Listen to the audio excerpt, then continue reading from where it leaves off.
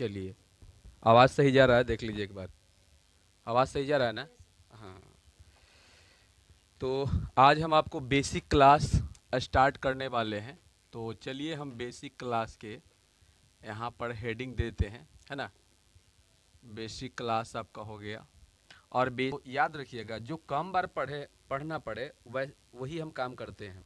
तो देखिए, ये चरका 6 बार पढ़िए चाहे छौका 4 बार पढ़िए, तो हम चरका हमको 6 बार, ज़्यादा बार पढ़ना पड़ेगा, लेकिन छौका 4 बार पढ़ना पड़ेगा कम बार। तो जो कम पढ़ना पड़े वही हम पढ़ते हैं।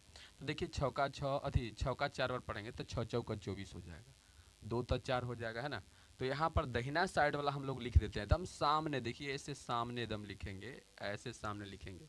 एक बात और याद रखिएगा, सबसे पहले मैथ में लिखने का एक तरीका होता है, वो भी जान लीजिएगा। जैसे में देखिए, हम पहले लिखने का तरीका बताते हैं, क्योंकि देखिए जब हम परीक्षा मतलब कि देते हैं हम लोग, तो परीक्षा में लिखने का तरीका बढ़िया ठीक ठाक नहीं रहता है, तो मेरा नंबर कम आता है।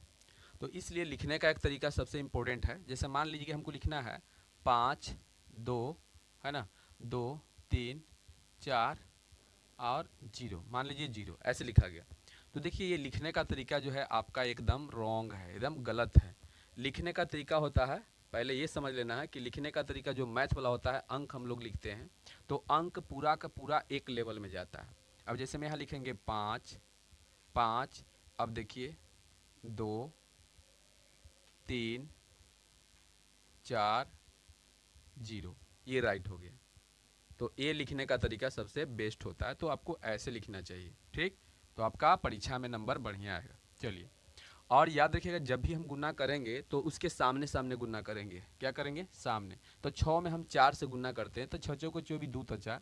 देखिए, दाहिना साइड में 4 मेरा जो है लिखा गया, और बाएं साइड वाला 2 बच गया। अब देखिए, यहाँ पर 3 का नहीं 4 बार पढ़ेंगे, चढ़ के 3 बार पढ़ जाएंगे, क्योंकि हम पहले बता चुके हैं कि जो कम पढ़ना पड़े वही हम काम करते हैं, ठीक ना।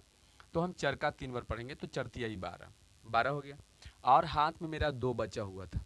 क्या बचा हुआ था? 2। चलिए, 12 2 14 हो गया। तो 14 का 14, 1 तो 4 होता है, तो एकदम एक सामने यहाँ 4 लिखेंगे, और हाथ में मेरा 1 फिर बच जाएगा, ठीक है। अब देखिए, तो 1 बच जाएगा, तो सबसे पहले 1 को हम रख ले रहेंगे, है ना, 1 को रख ले रहेंगे।